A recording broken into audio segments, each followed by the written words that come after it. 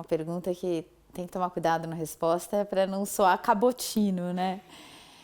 Eu acho que ele é um livro baseado numa tese de doutorado, então ele foi adaptado, mas não adaptado no nível ideal que eu, como leitora de livros, gostaria. Então, acho que ele é uma leitura para pessoas interessadas. Dentro desse universo das pessoas muito interessadas em cinema brasileiro e principalmente na estrutura do cinema brasileiro, confesso que me surpreendeu um pouco, positivamente, assim. Eu publiquei o livro porque ele foi escolhido pela Unicamp para ser publicado, então não teve assim um movimento da minha parte e é como se eu deixasse o livro seguir o caminho dele. E eu fui tendo, Fábio, algumas surpresas desde que o livro foi publicado. Então, eu também não quero ser indiscreta aqui. Mas de pessoas assim, de repente eu conheço uma pessoa que assumiu um cargo na Ancine e que não é do meio audiovisual. Eu estou num evento, essa pessoa vem até mim, como se estivesse conhecendo alguém que tivesse feito alguma coisa muito incrível, e fala, pô, você é Ana Paula Souza, né? Olha, quando eu vim aqui assumir esse cargo, me falaram, você tem que ler esse livro. E o cara falou assim, o seu livro me ajuda a fazer o trabalho que eu tenho que fazer. E eu ouvi isso de pessoas que assumiram cargos no governo. Então, também, assim, eu estou lendo o seu livro e ele está me ajudando muito. Me espanta, mas me deixa super contente, porque na verdade, se está ajudando, né? Se ajuda a entender um pouco essa engrenagem e como as coisas funcionam, como os atores do meio audiovisual se movem, acho que já é uma coisa bacana. Não tenho a menor ideia de número de vendas, nunca mais falei com a editora. Recentemente a editora me procurou, por exemplo, porque a editora foi procurada por uma pessoa que vai fazer uma matéria para IndieWired e queria me entrevistar por causa do livro. Então vai chegando muito picotado. E eu fiquei surpresa também recentemente que me perguntaram se o livro estava disponível na Amazon e eu também não tinha a menor ideia. E ele está, e eu achei curioso que tem comentário lá na Amazon, né? É uma coisa que eu jamais poderia esperar. Então, eu diria que para o investimento que eu fiz nesse lançamento, que vamos dizer que foi praticamente nenhum, ele teve uma repercussão muito interessante. Na época do lançamento eu dei algumas entrevistas, dei uma entrevista muito legal para a CBN, mas eu acho que é um livro que foi assim... permanecendo, né? Acho que ele tá aí e algumas pessoas gostam. Não tive de quem leu nenhum retorno negativo, porque acho também que é o tipo de livro que quem não gostar vai ficar quieto, né? A única coisa que eu senti na época do lançamento é que na imprensa várias pessoas que registraram o lançamento do livro não tinham lido o livro. E aí isso é um pouco desanimador, mas é um pouco, eu sou jornalista, também entendo que isso acontece, mas as pessoas tratavam o livro como algo que ele não é. Então, as pessoas pegam o conhecimento geral do que é a política cinematográfica e atribuíam ao livro esse conteúdo. E eu acho que o livro não é um livro só sobre política de cinema também, e eu acho que ele complexifica um pouco as questões, então eu vi em alguns registros de coisas que saíram na imprensa que realmente não era o livro, era um pouco o que se sabe de maneira geral sobre esse assunto. Eu não sinto isso em relação ao livro, porque, como eu te disse, eu tenho a sensação de que a repercussão dele é muito dentro do meio, e no meio as pessoas entre si falam sobre isso. As pessoas não falam sobre isso para fora. E aí, Fábio, eu acho também que a gente tem que compreender o seguinte: o cinema é muito atacado. Então, é muito delicado você expor certos dados sobre o cinema brasileiro. Porque existe uma parte da sociedade pronta, desejosa de ver esse cinema acabar. Então, o livro, a tese, para mim, pareceram um ambiente seguro para expor esses dados. Porque, na verdade, não é uma exposição no sentido de que absurdo que se continue fazendo. Não. É assim, a gente faz, mas olha, não é fácil, os resultados são bastante complicados quando a gente olha para eles de forma direta. Então, eu acho que há sim um receio do meio cinematográfico de expor tudo isso em público, também por um trauma. Porque no fim dos anos 1980 foi extinta a Embrafilme. Depois, a gente teve, mais recentemente, esse problema grave com a Ancine, que é um problema que nasce de questões reais envolvendo a Ancine, que termina como sendo um ataque do Bolsonaro à Ancine, que foi também, mas que começa com problemas que a tese e que o livro, por consequência, apontavam. Era um problema de prestação de contas, um problema de um caos burocrático. E o que a gente também acha que tem que entender e que é delicado? Se criou, em parte da sociedade, o discurso da tal mamata. É como se as pessoas estivessem captando dinheiro para não fazer nada. É como se o filme delas não fizesse sucesso porque elas não querem, porque elas são umas folgadas, porque só fazem filmes para elas. Isso não é verdade. As pessoas gostariam que os filmes fossem vistos, só que dá tudo meio errado. Mas não é que a maioria das produtoras capta e não tá nem aí. Elas estão aí, sim. Elas têm esse desejo, só que dá errado muitas vezes, né? Mas sim, eu vejo que há isso que você diz, que é um certo pacto. Bom, isso está no subtítulo do livro, né? Então a gente tem um pacto público e que também não ajuda os problemas a serem resolvidos, né? Mas eu sinto, Fábio, que a gente está no momento do mercado em que essas questões estão subindo, elas estão vindo à tona. Então, a problemática do investimento em produção que não é acompanhado de um crescimento da participação do filme brasileiro, né, no mercado. Isso é um drama. E agora a gente tem um outro que você tem muita produtora, que é um dado muito espantoso, né? Muita produtora que faz primeiro filme, né? A maioria dos proponentes do FSA são de produtoras que estão fazendo o primeiro ou o segundo longa-metragem.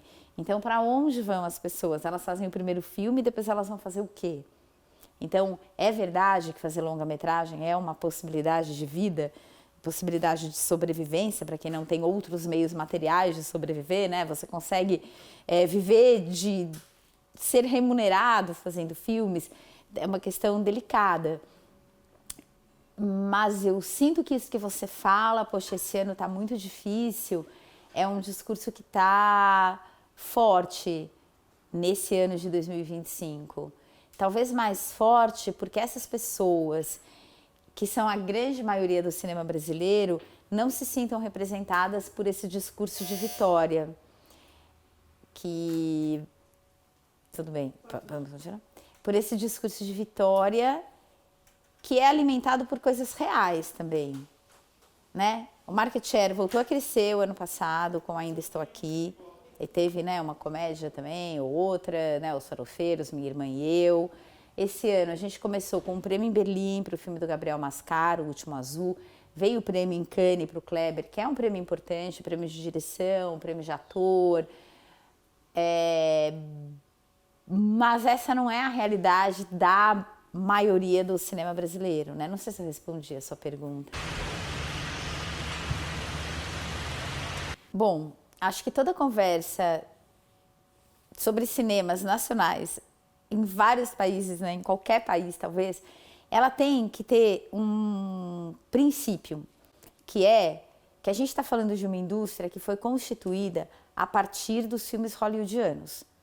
As majors hollywoodianas instalaram seus escritórios nos países no começo do século XX. Tem um livro do Pedro Butcher que conta essa história. Ele foi para os Estados Unidos, usa um material de arquivo e ele mostra por que essas empresas se instalaram nos países. E elas dominam ali a distribuição, a produção e a distribuição dos filmes. Logo, todo o cinema nacional, ele se faz apesar desse mercado ser formatado para receber o filme hollywoodiano. Então a gente precisa ter isso na cabeça. A partir dessa ideia, sim, sem o Estado não há cinema nos outros países. Não há. Porque nos Estados Unidos também foi o Estado que propiciou isso. Não da mesma forma que o Brasil, não da mesma forma que a França, de outra maneira, mas também foi o Estado norte-americano que decidiu que o cinema era importante e que valia a pena investir em cinema. Então, sim, o cinema é uma questão de Estado. O que eu sinto em relação ao Brasil é que esse Estado brasileiro, daí não falando de governo, ele nunca conseguiu entender o que ele quer para o cinema. Então, a gente vive uma dicotomia que não se resolve, que é assim, a gente quer a participação do Estado, mas a gente não sabe qual é essa participação. Então, a gente vai variando. No começo dos anos 2000, quando eu comecei a escrever sobre cinema brasileiro e política cinematográfica, tudo era França. Tinha que ser igual à França. Gente, sendo que a França é a França. Veja bem a diferença da França como país em relação ao Brasil. Agora começa a se falar da Coreia do Sul.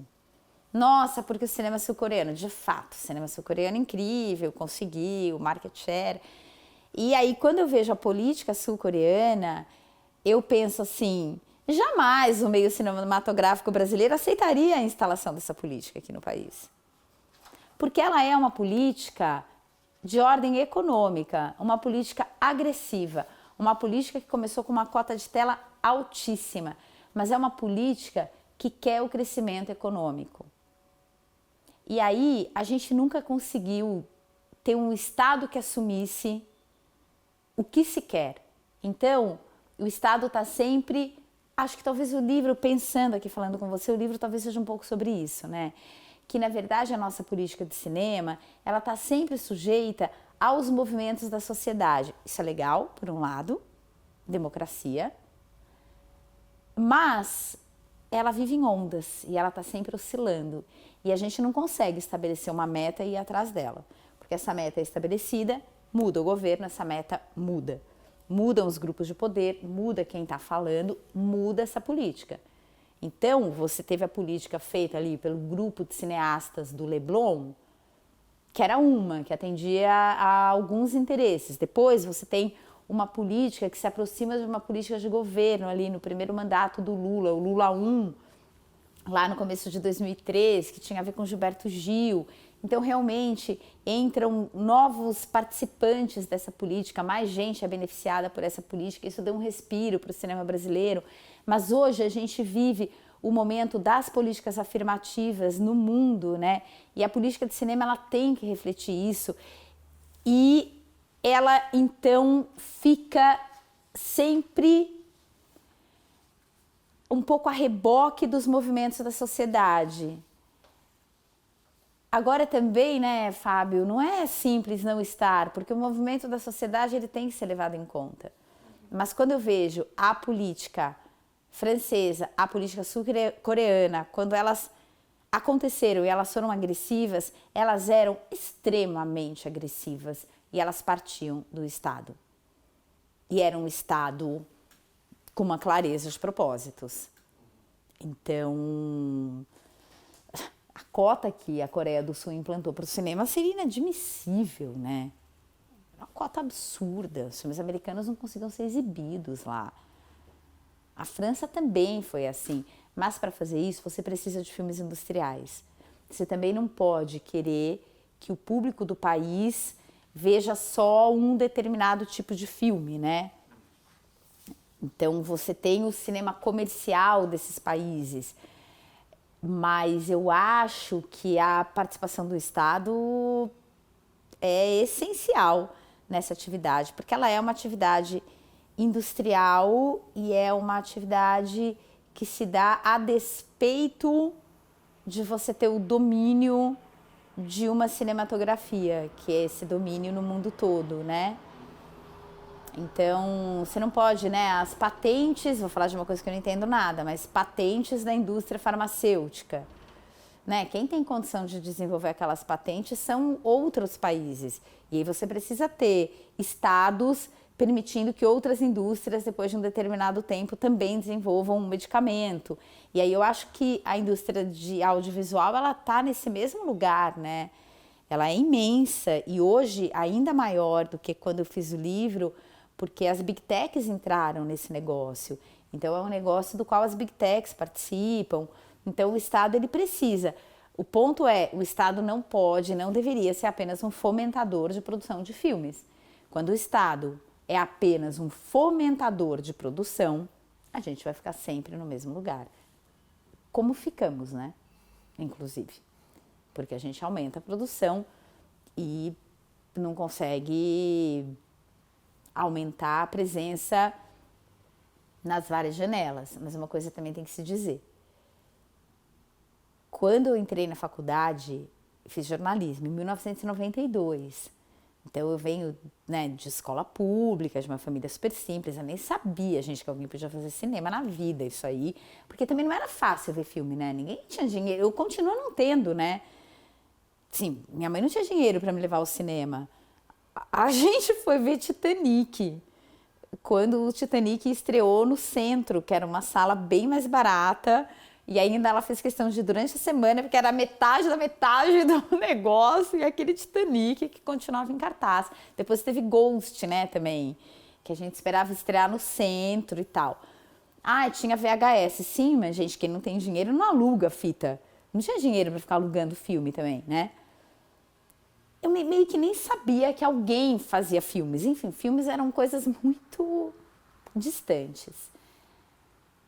As pessoas da minha geração que quiseram fazer cinema, aqui em São Paulo elas tinham a ECA e a FAAP, né? E já era uma elite que ia fazer isso. Hoje, a gente tem que dizer a verdade, né? Passados quantos anos, 30 e tantos, o cinema é uma coisa que as pessoas sabem que elas podem fazer. Existem mais cursos de cinema, existe mais gente trabalhando com isso e você não tem só pessoas de uma elite geográfica, financeira e intelectual indo fazer cinema. A gente tem muito mais gente entrando no audiovisual. É difícil, mas eu acho também que não dá para desconsiderar que a gente avançou. E eu não acho que isso se deva só à tecnologia. Eu acho que o fato da gente ter uma agência nacional de cinema e ter essa produção, e ter a lei da TV paga, e ter a regulação, abriu sim o nosso mercado para novas pessoas. E a gente ter uma política pública que procure em alguma medida ser inclusiva também traz mais gente, né? Então, acho que o cinema, aos trancos e barrancos, o cinema brasileiro hoje, ele é um sonho mais possível do que ele era quando eu tinha 18 anos. Um sonho mais possível, um sonho mais palpável, né? Eu acho, apesar de ser difícil ainda. Foi a ideia do FHC e a ideia de um grupo que dominou a Constituição da Ancine, né? Um grupo de pessoas muito ligadas antes à Embrafilme. Era um grupo de pessoas do Rio de Janeiro, muito específico, que hoje não seria mais aceitável que qualquer coisa fosse criada com um grupo constituído só por homens brancos, hétero, dominantes mesmo, né? E esse grupo, ele defendia um cinema industrial, porque ele se acreditava industrial, sendo que ele também não era industrial, né? Porque dependia também do dinheiro público como todo mundo, né? Diga-se. Então, esses caras queriam ir para o MEDIC porque achavam que o cinema ia virar uma indústria. Passados 25 anos dessa discussão, eu acho que não tinha nada a ver. Não é a pasta em que você está que define quem você é. Então, a Ancine não tinha a condição de ser colocada naquele ministério. A Ancine nasceu sem nada, sem orçamento, sem prédio. Os caras, isso eu conto no livro, né? A primeira diretoria da Ancine se encontra no gramado, ali no Planalto, e fala, para onde a gente vai agora? E eles foram mandados para uma salinha, não tinha. Eu fui na sede da Ancine, uma matéria horrível que eu escrevi, o Gustavo Dal era diretor-presidente, eu era jovem, aí repórter, e assim, eu começo o texto descrevendo aquele prédio caindo aos pedaços. Eu lembro, eu nunca esqueci, porque eu acho que foi um pouco aquela maldadezinha do repórter, sabe? Que era assim, do tipo, a iluminação na Ancine, só tinha soquete, não tinha nem as lâmpadas. Porque eu lembro daqueles soquetes assim, meio caídos, tudo meio ferrado. Essa é a Ancine, sabe? Eles não tinham nada. Então não é o título de uma pasta que muda. O que mudaria, de novo, aí eu volto àquela resposta, seria a visão do Estado. Qual é a visão do Estado brasileiro sobre o cinema brasileiro? Como esse Estado enxerga e nunca houve essa clareza. O que aconteceu nesse momento é que o Ministério da Cultura precisava se fortalecer. Era o Ministério do Gil, acho que o ministério mais forte que já existiu, né? A administração mais forte que já existiu. E eles precisavam do cinema. Isso também é uma verdade. Então, a decisão, de novo, não foi assim, talvez, né? Acho que ela não foi estratégica. Eu acho que é sempre a necessidade do momento. Que é um pouco como o Brasil vive, né? A necessidade, qual é a necessidade? Naquele momento a necessidade era o Mink crescer. Você não tem um Mink forte sem ter o cinema com ele. O cinema é a área com maior influência, mais recursos, ele é muito poderoso, né? E então acho que ele foi para o Mink por um lobby. Mas eu não acho hoje. Teve um momento em que eu achava, as pessoas falavam muito, tinha que ter ido para o MIDI, que a história seria outra. Não sei se seria outra, sabe? Porque, sim, o Ministério da Cultura chegou a ser extinto no governo Bolsonaro, né? Mas o que seria o cinema dentro de um Ministério da Indústria, gente? Não ia conseguir nem reunião com o ministro. Era uma época, eu estava, né, numa outra fase da vida também, me espantava mais, eu acho, com as coisas. E eu achei muito intrigante, né, existir esse artigo 3º da Lei do Audiovisual, que vem a ser o quê? Vale a pena, Fábio, explicar rapidinho? Super, eu queria. O artigo 3º foi criado com a Lei do Audiovisual, que é uma lei da década de 1990, pós extinção da Embrafilme, uma lei criada no momento do neoliberalismo no mundo. E qual que era a ideia por trás dessa lei? Que é uma lei de origem neoliberal mesmo. De novo, contexto, né? Não é que ela foi pensada, é contexto. Tudo era neoliberal, vamos fazer a lei do cinema também. Ela é o chamado fomento indireto do Estado. Então o Estado, ele abre mão de receber um imposto para que esse imposto seja investido na produção. O artigo 3º da Lei do Audiovisual, simplificando, ele permite que uma major de Hollywood, o que é a major? São os 5, já perdi a conta porque teve as fusões, né, agora, gente. Warner, Paramount e tal, mas 5, vamos supor, acho que são 5. Grandes estúdios americanos que detêm a produção e a distribuição. São esses estúdios, Sony, Warner, eles produzem e eles colocam os filmes no mercado. O que é o cinema independente? Alguém produz, fora desses estúdios alguém distribui. O que é o artigo 3º? Ele permitia que essas subsidiárias de Hollywood aqui no Brasil, ao remeter o seu imposto para a matriz, então aquele momento era o momento do Homem-Aranha, né? Vamos falar do Homem-Aranha. Homem-Aranha, campeão de bilheteria, Sony ganhou muito dinheiro com o Homem-Aranha, vai remeter o lucro para a matriz. Está sujeito aos impostos todos. O artigo 3º permite que parte desse imposto seja aplicado na produção de uma obra brasileira. Foram feitos com o artigo 3º do audiovisual filmes importantes desse momento. Para ficar na Sony, Carandiru, Dois Filhos de Francisco. Então a Sony pegava parte do lucro do Homem-Aranha e colocava no filme brasileiro. E no outro dia, dando aula, que os meus alunos têm 20 e poucos anos, eles eram, eu não sabia, perdi um pouco essa noção do tempo, mas essa geração eles viram os longas-metragens da Xuxa. Como a minha geração viu os longas-metragens dos Trapalhões, eles viram o filme da Xuxa. E aí eu tentando explicar o artigo 3º, eu falei, nossa, os filmes da Xuxa. Eu falei, gente, se vocês não aprenderem hoje o que é artigo 3º, vocês nunca mais vão aprender. Vocês também gostam de Harry Potter, não é? Claro. Então, a Warner era a distribuidora do Harry Potter. A Warner era a produtora dos filmes da Xuxa. O artigo 3º... Não, isso aí foi, gente, olha, foi uma descoberta incrível, né? Eu nunca tinha me dado conta também.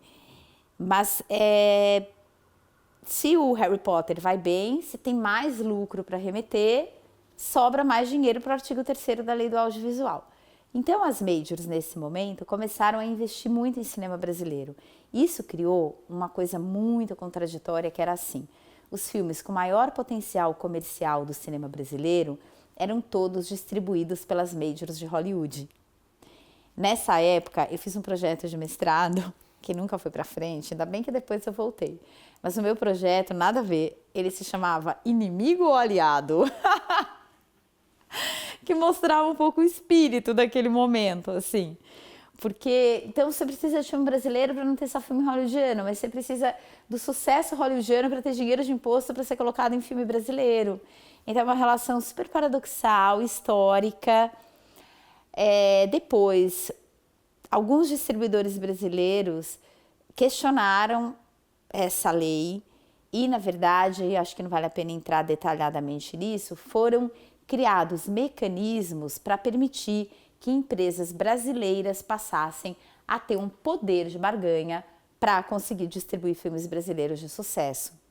É assim que nasce a Downtown Filmes, do Bruno Weiner, que nasce para distribuir só filme brasileiro. E aí, numa outra fase, né, na década de 2010, quer dizer, no começo dos anos 2000, todos os sucessos eram distribuídos pelas majors. E a gente vai ver que a partir de 2008, 2009, 2010, há empresas brasileiras que conseguem fazer essa distribuição. E, na verdade, que empresas são essas? A Downtown, do Bruno Weiner, e a Paris, do Márcio Fracaroli. E aí eles começam a ter uma capacidade de distribuir filmes brasileiros. Eles detêm 90 e tantos % do market share do cinema brasileiro, né?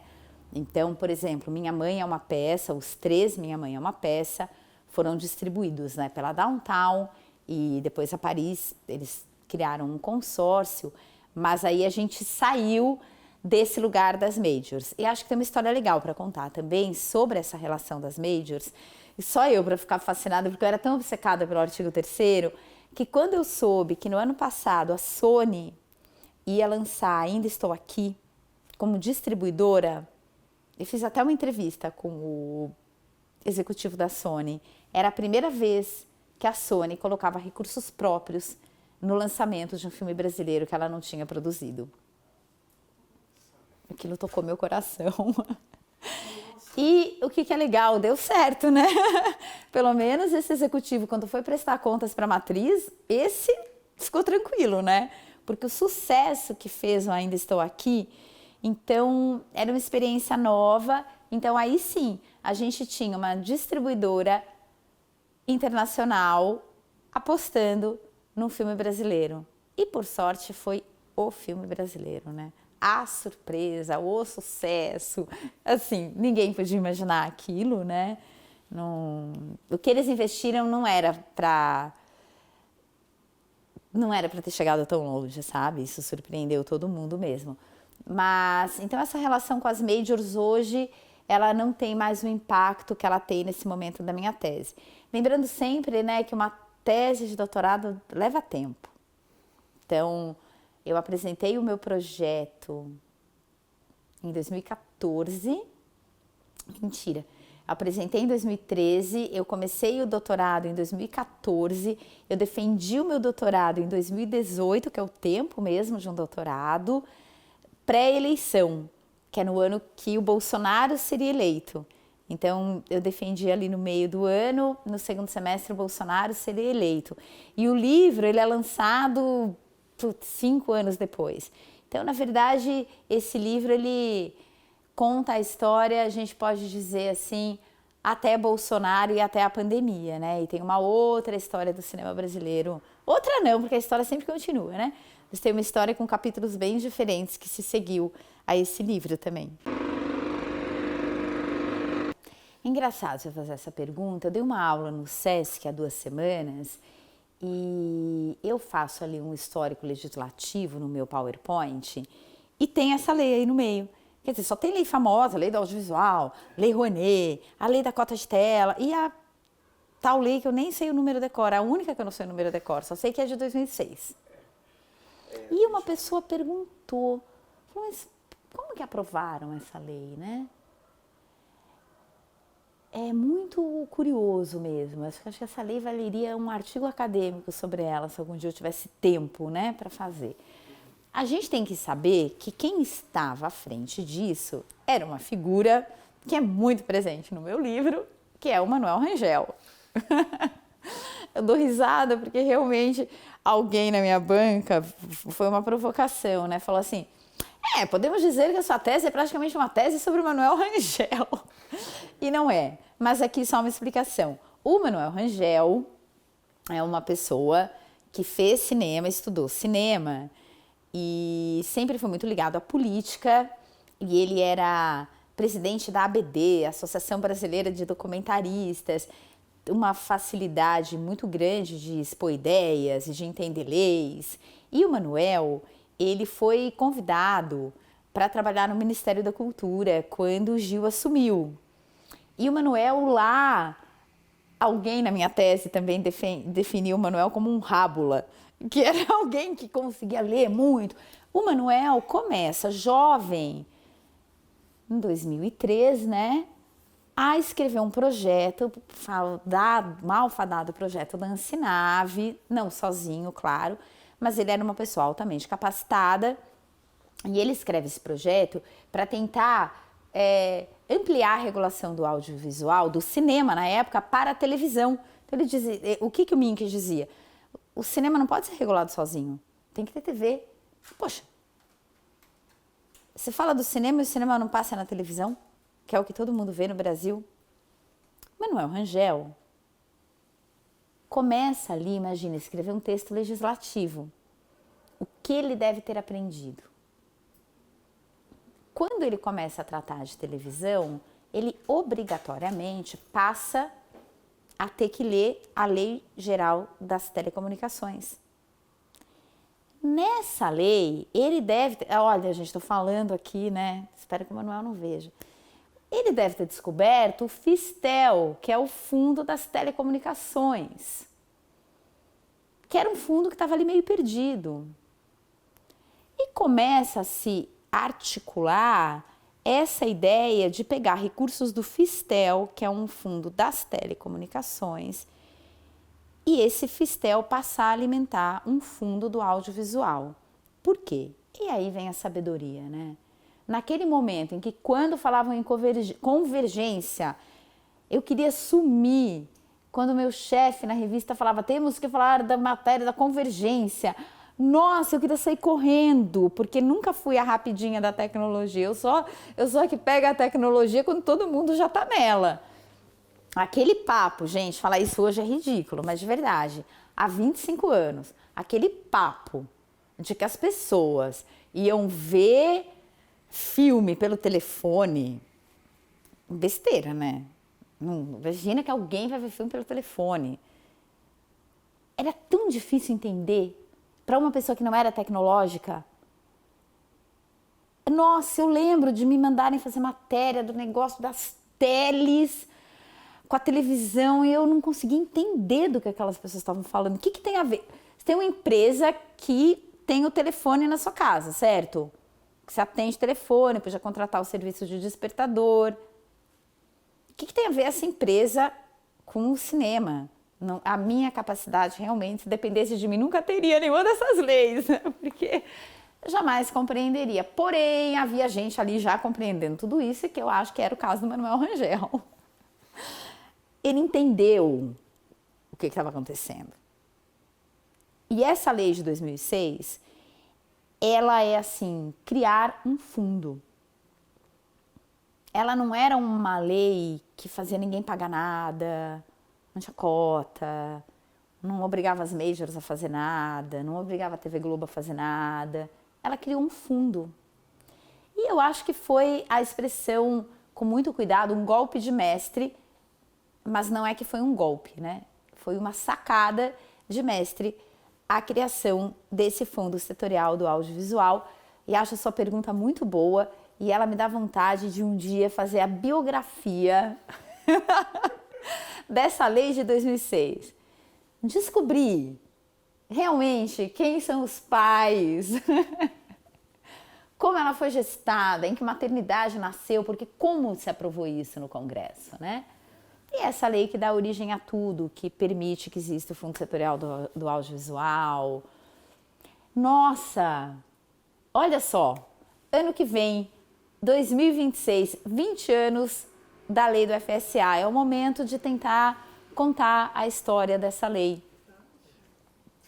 Porque todas as outras teve guerra, matéria, confusão, Jornal Nacional, stalinismo. A lei da TV paga também, tinha um deputado que falava, agora vão obrigar a ver as brasileirinhas, a sua TV por assinatura. Querem um brasileirão, terão brasileirinha. Era isso, olha, você lembra das frases, era isso mesmo. Vocês querem ver o brasileirão? Vou ver brasileirinha. E a do fundo setorial não teve confusão. Acho que foi não uma coincidência aleatória, então teve que ter gente capaz de perceber de forma antecipada os movimentos da infraestrutura no audiovisual. Quando eu falei aqui que eu dizia, esse negócio de filme no telefone, um monte de gente devia assistir filme no telefone. Que ideia. Imagina se dissesse que ia ter vídeo vertical, então. Ah, que ideia, impossível. Mas é engraçado, assim, hoje, né, já estão falando que no ano que vem vai ter produção de novela já na vertical mesmo, né? Mas eu há pouco tempo aí fui fazer um trabalho no Brás, assim, pegava metrô constantemente, e uma das coisas que eu mais vi realmente eram pessoas assistindo conteúdo no celular, assim. Não, e no metrô é direto. Eu vi gente vendo o filme do Almodóvar, que é um cara que até critica isso, né? Mas aconteceu.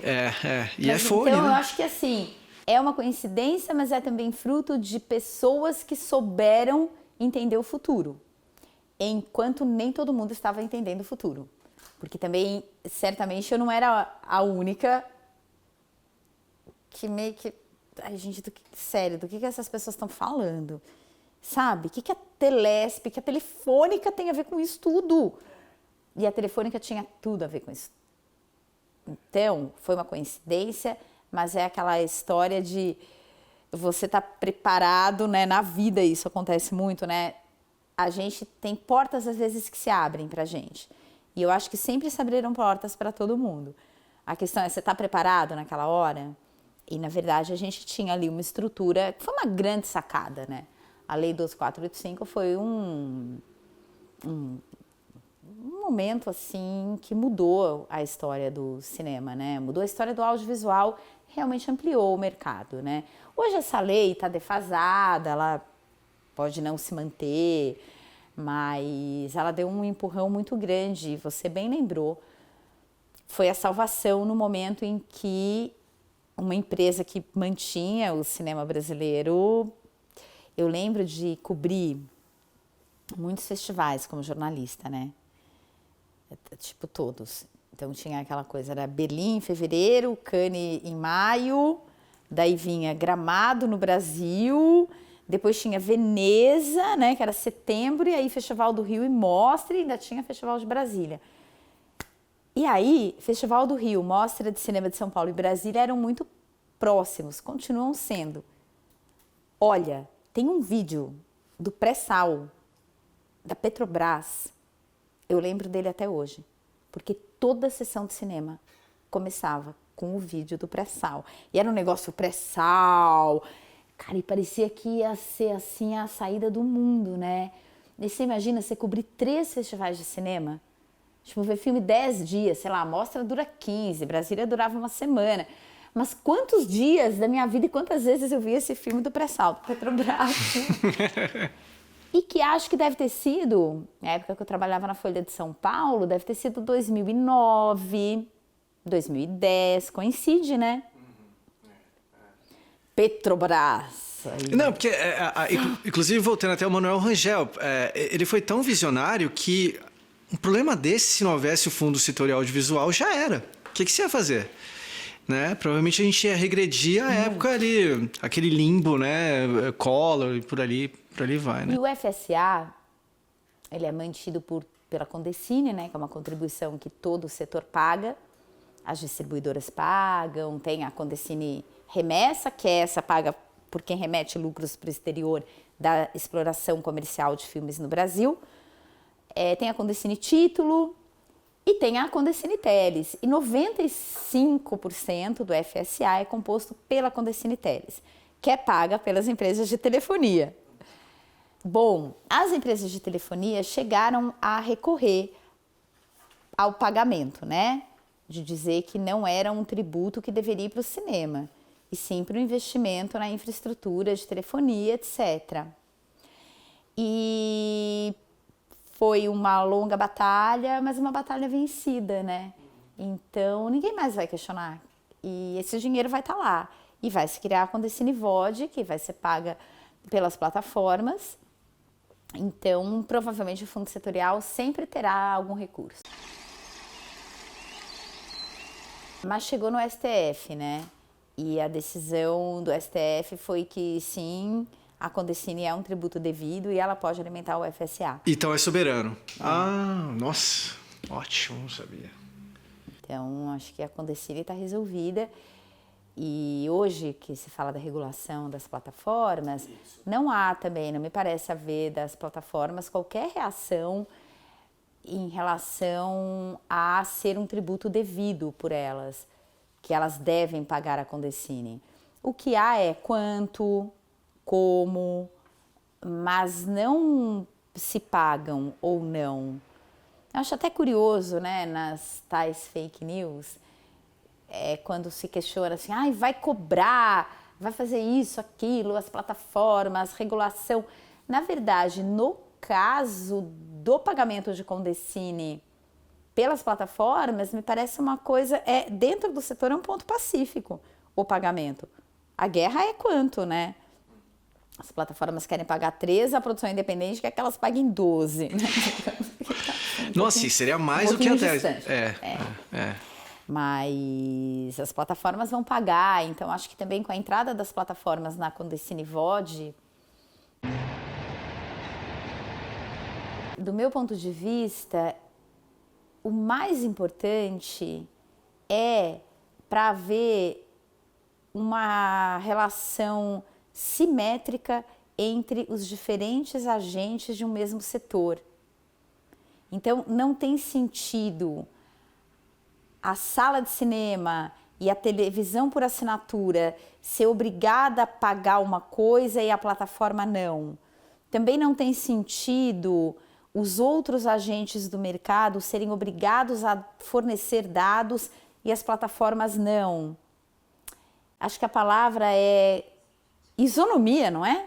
Não existe essa palavra? Hoje há uma assimetria, precisa haver uma certa isonomia, os agentes precisam estar no mesmo lugar. É importante, inclusive, para as plataformas, porque elas ganharam um tamanho e uma importância que, assim, elas precisam fazer parte do arcabouço institucional do audiovisual brasileiro. Não se trata de intervenção, de verdade. Você ouve uma executiva da Netflix, ela fala que ela é claramente a favor da regulação. Então, o que eu acho que é polêmico é como vai ser a regulação. Aí dá pano para manga. Agora, que tem que regular, tem. Você me perguntou para elencar. Então, primeira coisa é preciso que todos os agentes de um mesmo mercado respondam ao mesmo ente federal. Eles precisam entrar nesse arcabouço. A gente tem um arcabouço muito sofisticado no audiovisual brasileiro. Um monte de problemas, mas é sofisticado. Ele é mesmo. Então as plataformas fazem parte disso. As plataformas hoje têm relação com todo o audiovisual brasileiro. Elas produzem séries com plataformas. Eu trabalho para a Mostra Internacional de Cinema de São Paulo, a Netflix estará lá, tem uma mesa na mostra. Eles fazem parte, então eles precisam. Outra coisa, é importante que se defina, então, a forma de pagamento dessa taxa, que é a Condecine. Se todo mundo paga, as plataformas têm que pagar.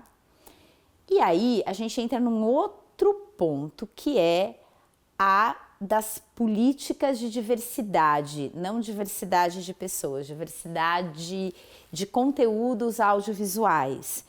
Então, desde 1947, quando se estabeleceu lá num acordo de comércio do pós-guerra, que os produtos culturais, eles não são produtos como quaisquer outros, porque eles carregam elementos de identidade, de reconhecimento. Imagina se a gente só visse filme feito na Suécia, né? Aqui no Brasil, não ia dar nem certo a roupa, né? Tem até a história, né, de pessoas que são da Amazônia que sonham vestir roupa de frio, né? Sonha colocar um casaco, porque vê no audiovisual todo mundo com uma roupa de frio, uma bota, né? E não consegue, tá sempre de regata. Então é importante que essas pessoas se vejam. Acho que isso, do meu ponto de vista, é algo valoroso, importante.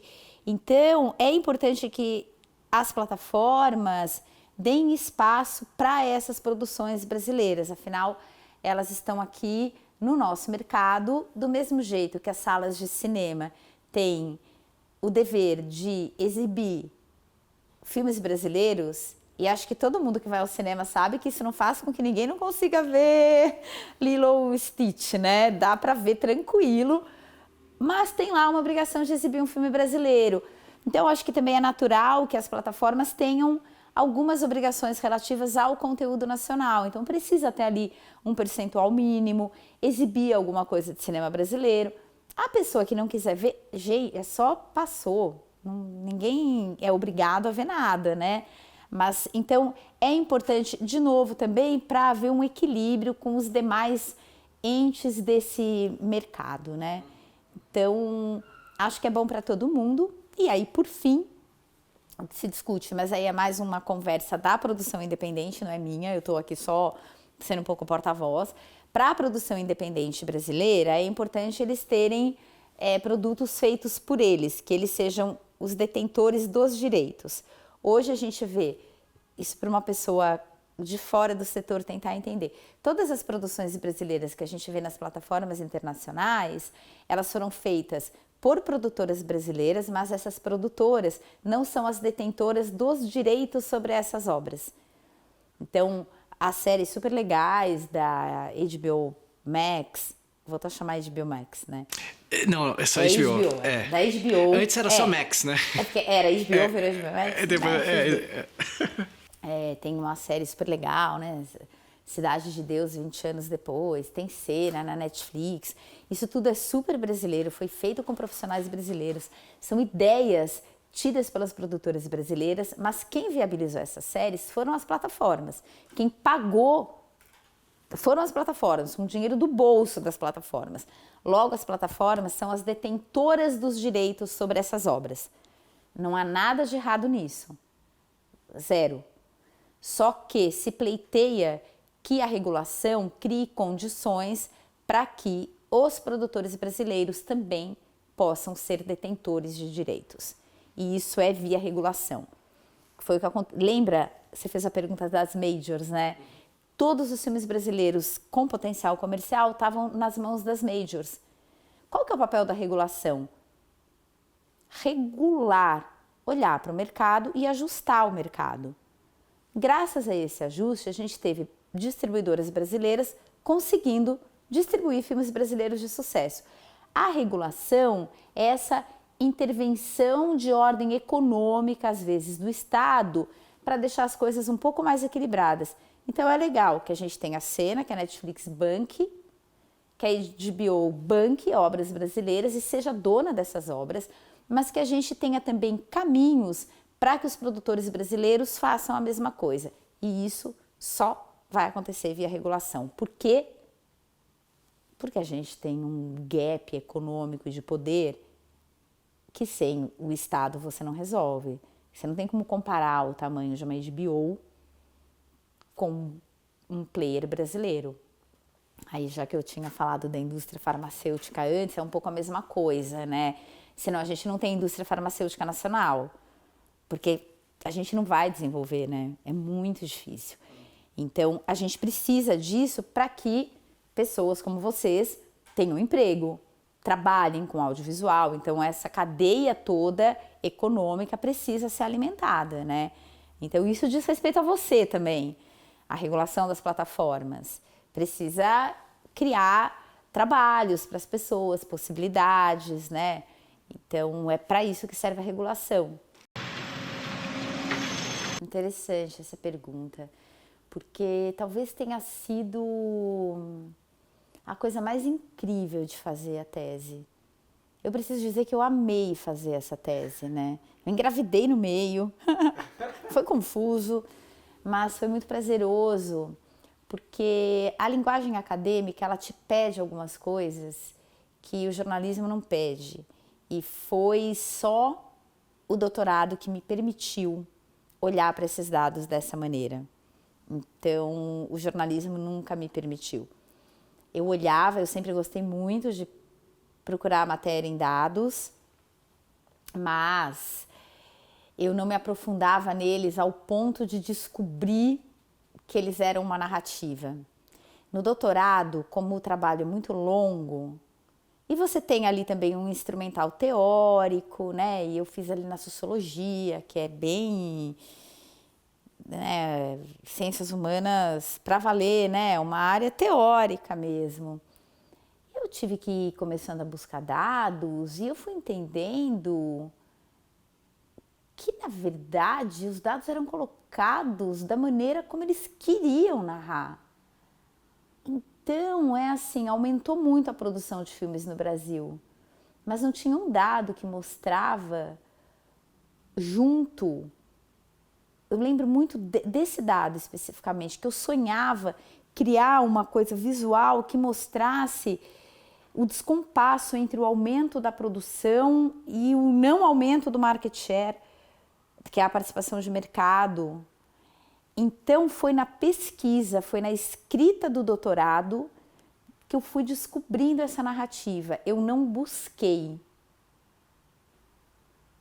A necessidade de aprofundamento para o doutorado é que me revelou. É como se os dados se me revelassem. Eles, que foram eles, não fui eu. Eu não descobri nada. Ao tentar mexer neles, eu fui... Nossa, foi me impressionando demais, assim.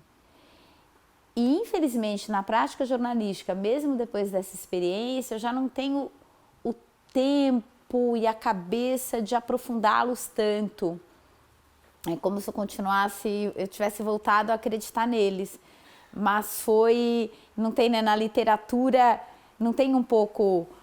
O escritor às vezes diz, né, que o personagem, ele que criou o personagem, mas a partir de um certo momento é o personagem que age, né?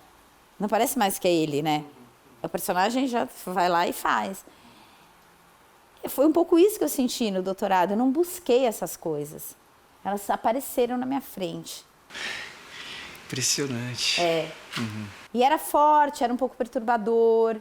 Eu tinha muito receio, imagina, apresentando a tese ali no momento pré-Bolsonaro, de ser excessivamente crítica, de ser um trabalho, uma denúncia contra o cinema brasileiro. Já imaginou? É a última coisa que eu quero. Eu vivo do cinema brasileiro. Eu amo o cinema brasileiro. Eu conheço as pessoas do cinema brasileiro, eu respeito várias delas, acompanho a trajetória, sei o quão difícil é, então também não queria fazer uma denúncia. mas não queria também me cegar, né? E aí é um pouco... Acabei virando mãe, né? Nesse percurso.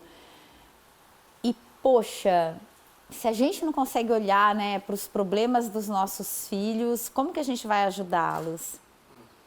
Mas o quanto às vezes ver alguma dificuldade é um desafio.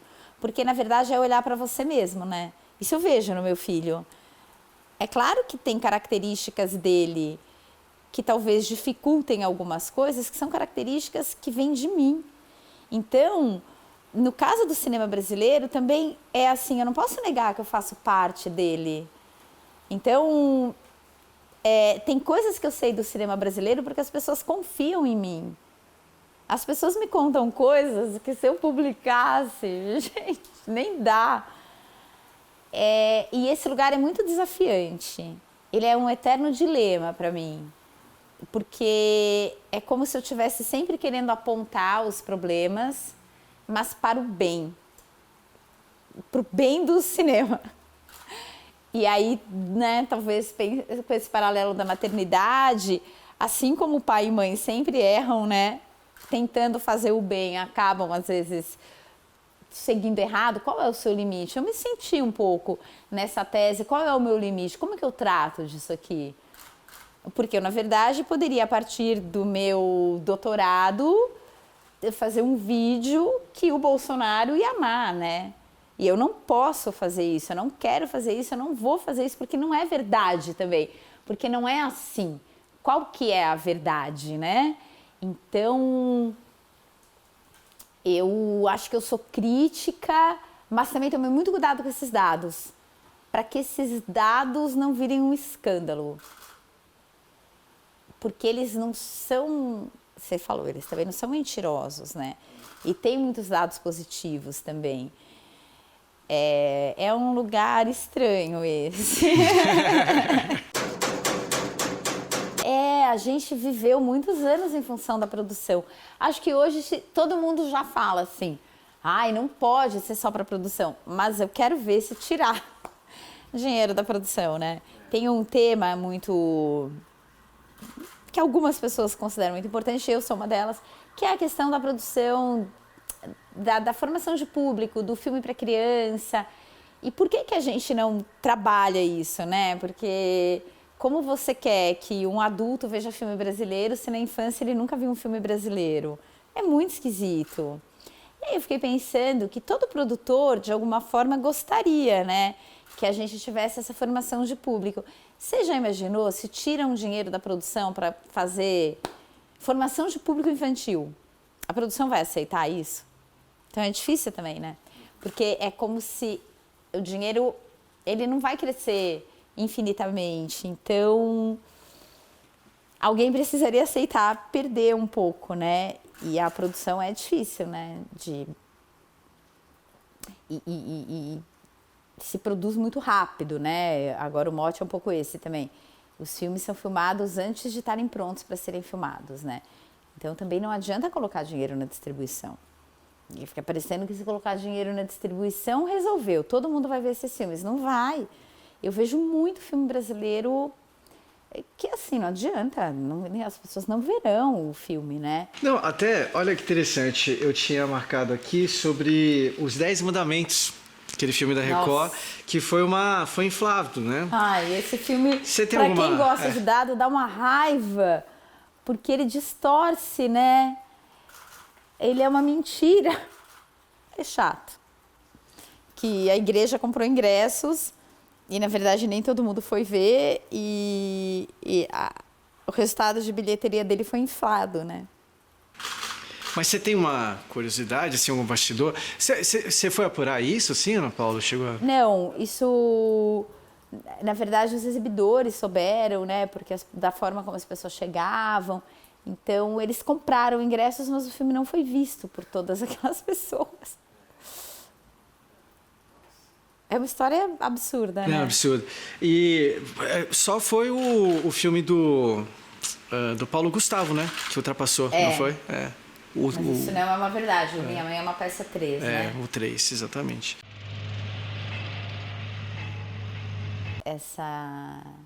essa transformação, assim, eu acho fascinante. Gostaria até de entender um pouco mais. Porque como eu era aquela pessoa reativa, né? Aquela que dizia, o que eles estão falando? Eu não quero. Eu sou uma jornalista de cultura. Eu quero falar de filme, vou ter que falar de teles. E eu entendi tudo depois, né? Vou tentar explicar de um jeito assim. Durante muito tempo, você precisou de uma estrutura física para transmitir conteúdo audiovisual. Qual que era o grande valor da TV Globo e de toda a TV aberta? Em inglês é TV terrestre, né? Ela precisou usar pedaços do país para construir uma rede que a permitiu chegar na casa das pessoas. A gente tinha antena na televisão. Qual era o grande valor? O que era mais difícil ter? A capacidade de distribuir. A infraestrutura de distribuição tinha um valor gigantesco. Esse foi o grande bem da TV Globo. Falo da Globo como falo da Netflix, a gente fala do player mais importante. Mas era de todas as televisões abertas, né? Foi incrível. Pô, eles conseguiam chegar na casa das pessoas. Nos anos 90, surge a TV a cabo, que já era uma outra estrutura, que era o cabeamento, né? A TV terrestre, a TV aberta, ela era o quê? Uma concessão do governo. Por quê? É o espectro que o Estado precisava autorizar você a explorar. Poxa, quem conseguia isso? Quem tinha um capital político. A TV a cabo já é uma outra coisa, ela é uma outra infraestrutura que permite que empresas, porque sempre se fala, a televisão aberta é uma concessão pública, né? A TV a cabo já não é, ela já é um negócio privado. Então, já pode chegar por outros lugares. Aonde entram as teles, né? Que vem essa revolução toda do audiovisual, que é a lei da TV paga, que permite que as teles passem a explorar o negócio de televisão por assinatura, que é o pré-internet. O que é a internet, né? É o livre, é o de todo mundo. Tem uma expressão, de novo, eu acho bem legal falar isso em inglês, porque eu acho que é como eles que mandam em tudo, né? Eles dão a primeira expressão, que se chama over the top, que é OTT. O que é? Gente, essa expressão over the top, eu acho massa, porque meio que, pra mim, né, veio assim, por cima de tudo, passou por cima de tudo. É o nome do filme do Stallone, né, até. Ah, é? Aquele Verdade. o Falcão, campeão dos campeões, é over the top em inglês. Over the top. A internet, seguinte, lá dos Estados Unidos, a Netflix manda um sinal e transmite. O grande poder que a Globo tinha, que era essa infraestrutura. Claro que ainda tem valor, né, gente? Não, televisão aberta ainda é muito acessada, ela ainda é um meio super importante. A TV paga está aí. Caiu muito, mas a gente achar que ninguém mais tem TV por assinatura não é uma verdade. Ela ainda existe, ela diminuiu, mas ela existe. Mas, na verdade, a grande mudança é nas formas de transmissão. É uma mudança de infraestrutura, é uma mudança tecnológica. A mudança tecnológica permite que todo mundo transmita. E aí a gente tem a Cazé TV transmitindo jogos de futebol pelo YouTube. Eu estava numa mesa do Rio 2C e tinha lá o cara da TV Globo, o cara da Band e uma pessoa da Cazé. E esse cara da TV Globo falando sobre transmissão esportiva, o caminhão, o peso. Esses caras embarcavam em avião com quilos de equipamento. Transmitir, imagino que era transmitir um jogo de outro país. Agora a pessoa vai lá com o celular e transmite, né? É essa a grande mudança. E é por isso que ficou tudo muito confuso. E aonde está o valor agora? Nos direitos. Quem tem o direito de transmitir não é mais quem pode transmitir. A TV Globo comprava direito de transmissão de tudo, porque como ela tinha a infraestrutura que a possibilitava transmitir, ela era a única a comprar também. Tinha a Band também, o SBT, claro, mas eram poucos concorrentes. Então a Globo conseguia comprar, de vez em quando a Band comprava lá uma coisa, ou o SBT, era aquela guerra. Hoje todo mundo pode transmitir, então todo mundo virou concorrente. O YouTube é concorrente, porque ele pode transmitir um jogo pela internet. Estou falando dos direitos esportivos, porque acho que eles também são muito interessantes nesse caldo todo e muita gente assina as coisas para ter o direito de transmissão do futebol, né? Do mesmo jeito que assina a Prime, não para ver filme, mas para poder comprar produtos de limpeza sem o frete, né? Porque tem isso também. A Amazon também está. E, na verdade, ninguém assina a Prime Video para ver vídeo. É o frete grátis. Então, acho que eu escrevo isso, né? Quando a tese começa, a gente tinha os produtores, os distribuidores e os exibidores. Aí entraram também as televisões por assinatura. Hoje está todo mundo, inclusive o varejo, que é o nosso grande varejista do mundo, que é a Amazon, ela também faz parte do negócio audiovisual. Então, o audiovisual virou isso aqui. Ele é uma bolinha minúscula da Apple TV. Ele é parte do negócio da Prime. Então, e ele é parte do negócio das redes sociais. O que é o YouTube, né?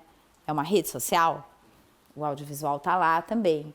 Então, eu digo numa aula que é assim, né? O audiovisual hoje, ele faz parte do negócio das empresas mais valiosas do mundo. Antes ele não fazia. Porque durante muito tempo, uma das empresas mais valiosas do mundo era a GE. Né? Hoje, uma das empresas mais valiosas do mundo é o quê? Apple, Amazon. E sim, elas estão no audiovisual. A Apple está lançando, daqui a pouco, uma série sobre Martin Scorsese. Isso é puro cinema, né? Uma série sobre um grande diretor de cinema. A Apple, que fazia computador, que fazia celular. Então, não há mais essa separação. Mas aí eu acho que isso é um pouco contado também. Essa história não começa agora, né? Ela começa lá atrás. Quando a Sony, que era uma fabricante de equipamentos, compra a Columbia.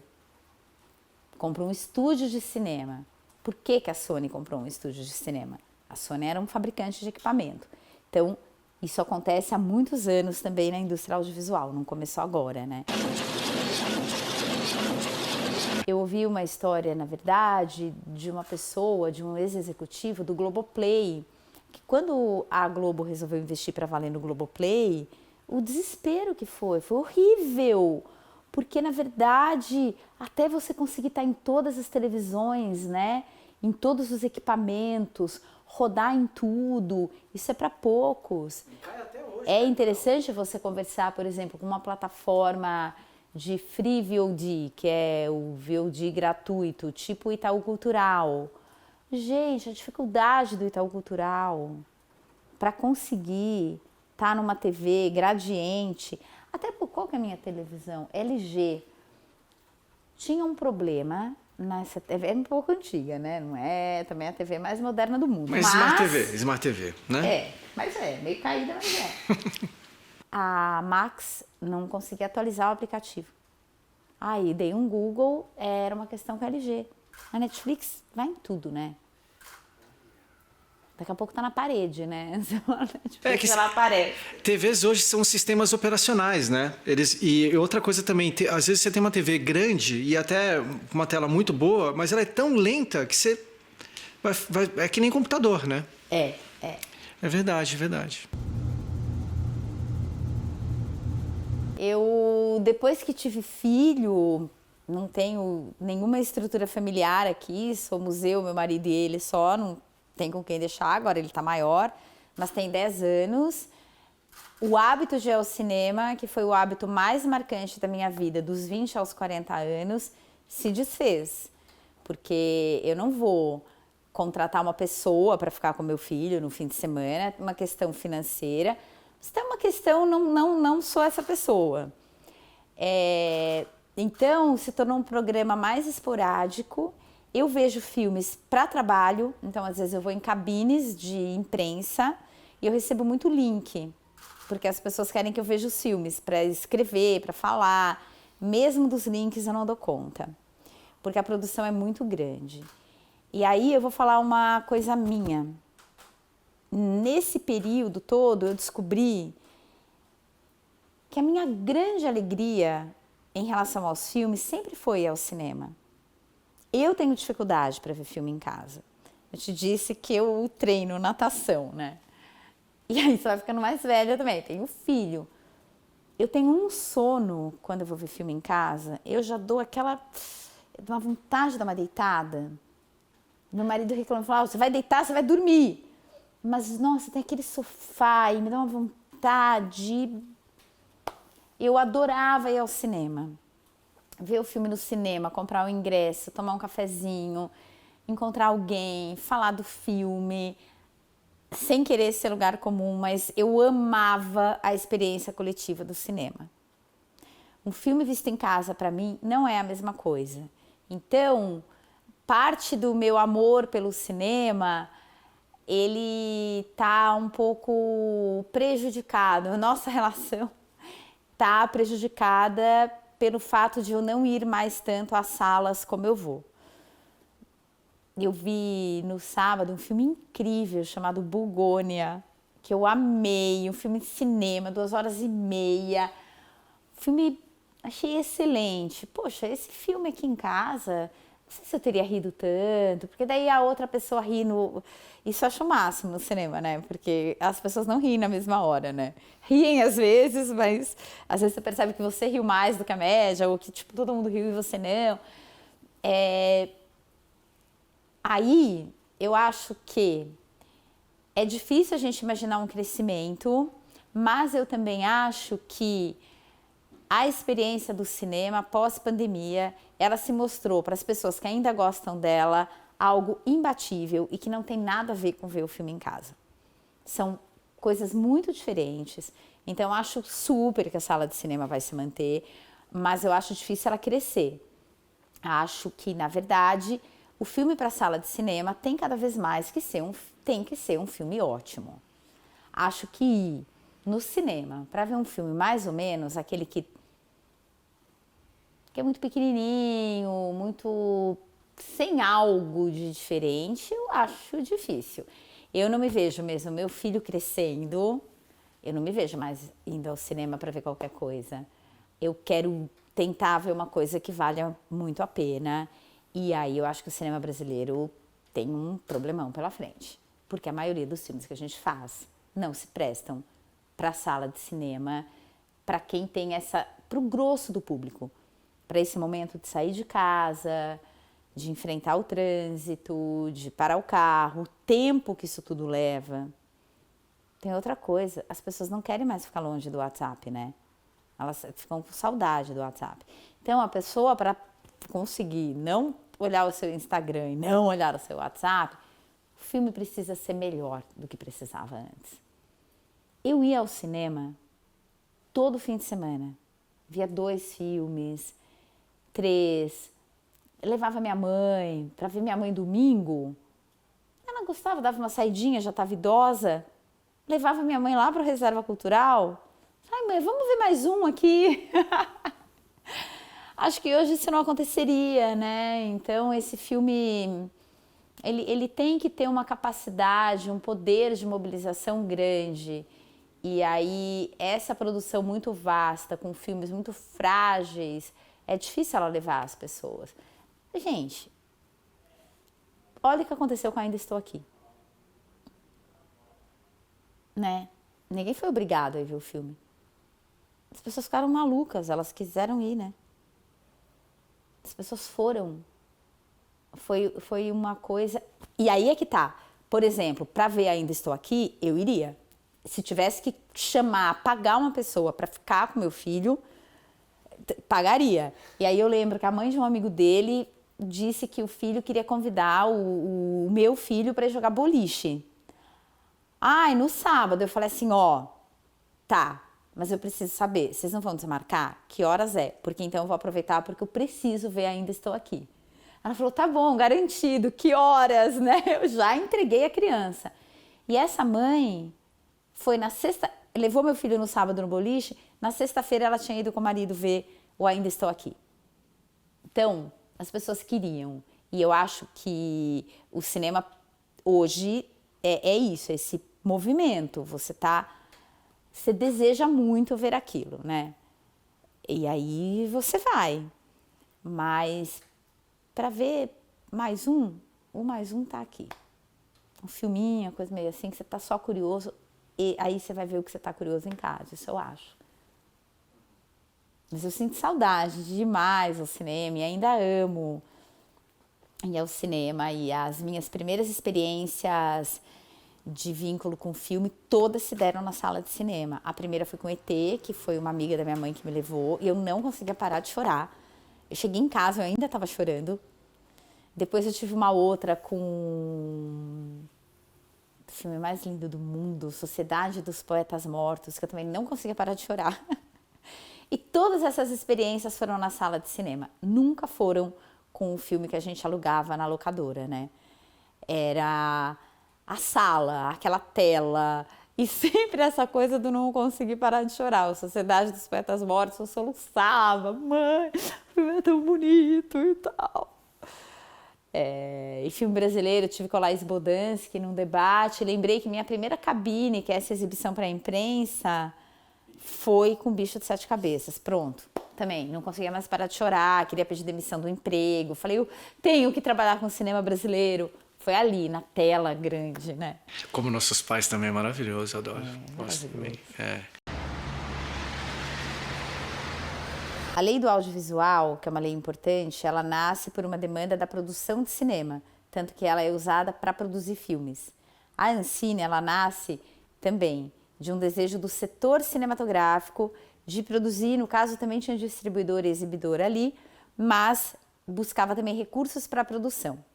A lei da TV paga, ela é gestada por produtores independentes que já produziam para televisão e não produtor de cinema. Então eram os Brazilian TV Producers, eles tinham até um nome estrangeiro, porque eles tinham muita relação com o Canadá e tal. E foram eles que primeiro acreditaram nessa lei. O cinema entrou nela depois. E aí, por que a questão das teles? Porque as teles eram, por serem empresas estrangeiras, elas não eram autorizadas a explorar o negócio da televisão por assinatura, que seria uma outra forma de acesso à TV. Antes você tinha que assinar, tipo, a Sky, que era o cabo. As teles, elas têm telefonia, então elas iam ter uma outra forma de fazer esse conteúdo chegar. Só que elas precisavam poder vender junto o pacote de TV por assinatura. É aí que a gente passa a pagar só para Vivo. A gente paga para Vivo e a Vivo nos entrega a televisão. Antes dessa lei, a Vivo, que vem da Telefônica, que era uma empresa espanhola, ela não tinha o direito de explorar essa atividade econômica. O combo, né? Isso, porque ela era uma empresa estrangeira. Deu para entender? Sim. E aí é por isso que eu digo que não era do setor cinematográfico. Quem percebeu primeiro foram os produtores independentes de TV. Gente que já produzia eventualmente até para a TV Globo, muito pouco, né? Mas era um movimento que começa à margem do cinema brasileiro. E aí o cinema brasileiro, quando entendeu do que se tratava, se juntou ao movimento e daí ele até ganhou mais força a partir disso. Mas no caso das teles havia um interesse econômico, por isso que elas aceitaram pagar com Condecine. Não, é interessante, eu tenho até um carinho por essa lei, porque eu me formo em 2010, em 2011 eu tô com curta-metragem e eu vendo os direitos do meu curta para o Canal Brasil, por exemplo. Você vê? E eu lembro que eu nem precisava tanto me esforçar, porque havia um interesse muito grande dos caras cumprirem a cota, né? E até eles pagaram até muito bem, assim, na época, vê? né? Por isso que eu digo também, né? Quando você perguntou da regulação do streaming, por quê? Por que isso? Porque precisa abrir o mercado, porque precisa expandi-lo, né? Isso mudou com o streaming, né? Porque a gente teve uma produção para as plataformas que não foi feita com recursos públicos. Mas Isso é uma novidade. E como o setor precisa da regulação e quer de volta os direitos de propriedade, talvez às vezes se valorize pouco isso, porque com isso vem um monte de coisa. Então dizem que é difícil trabalhar com as plataformas, são muito exigentes, etc.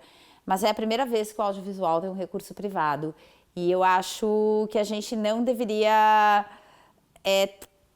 assim, tratar isso como se fosse nada. Foi alguma coisa, está sendo alguma coisa.